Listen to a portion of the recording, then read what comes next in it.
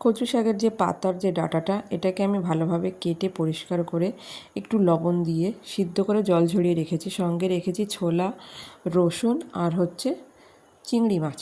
চিংড়ি মাছটাকে আমি লবণ হলুদ দিয়ে কড়াইতে সরিষার তেল দিয়ে আমি এই যে ভালো করে ভেজে তুলে নেব। এই যে তুলে নেওয়া হয়ে গেছে। এবার ওই কড়াইতেই আমি আরেকটু তেল দিয়ে তার ভেতরে জিরেটা ফোড়ন দিয়ে দেব। জিরেটা একটু ভাজি ভাজি হয়ে গেলে আমি এখানে দুটো শুকনো লঙ্কা, একটা তেজপাতা মাঝখান থেকে দুটুকরো করে আমি দিয়ে দিয়েছি।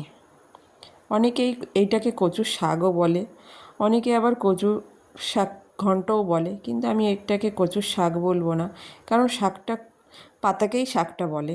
আমি যেহেতু পাতার ডাঁটা নিয়ে নিয়েছি, তাই এখানে আমি কচুর পাতার ডাঁটাই বলবো, কারণ এই ডাঁটাটাই আমি এখানে ঘন্ট করব।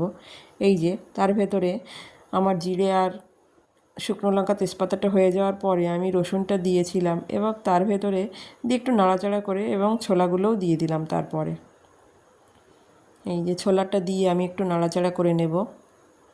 নাড়াচাড়া করে নিয়ে এর ভেতরে আমি একটু বেটে রাখা কাঁচা লঙ্কা দেব। অনেকে চেরা লঙ্কাও দিতে পারে, আমি এখানে বেটে রেখেছি আমার সুবিধার্থে। একটু লঙ্কাটা দিয়ে ভাজা ভাজা হয়ে গেলে তারপরে আমি দিয়েছি লবণ, হলুদ আর একটুখানি চিনি। কচুর ডাঁটা হবে আর এখানে একটু চিনি হবে না, সেটা তো হয় না। এদিকে ভাজা ভাজা হয়ে গেছে সমস্ত জিনিস দিয়ে। তারপরে আমি যেটা জল ঝরিয়ে রেখেছিলাম সিদ্ধ করা কচুর যে ডাঁটাটা, কচুর শাকের যে ডাঁটাটা সেটা আমি এর ভেতরে দিয়ে দিলাম। দিয়ে আমি ভালো করে নাড়াচাড়া করে নেব। এটার ভেতরে এখনও জল আছে, সেই জলটা মরে যাওয়া পর্যন্ত আমি একটু নাড়াচাড়া করে নেব। এই যে নাড়াচাড়া করে নিয়েছি। এবার আমি দিয়ে দিয়েছি এর ভেতরে ভেজে রাখা চিংড়ি মাছগুলি।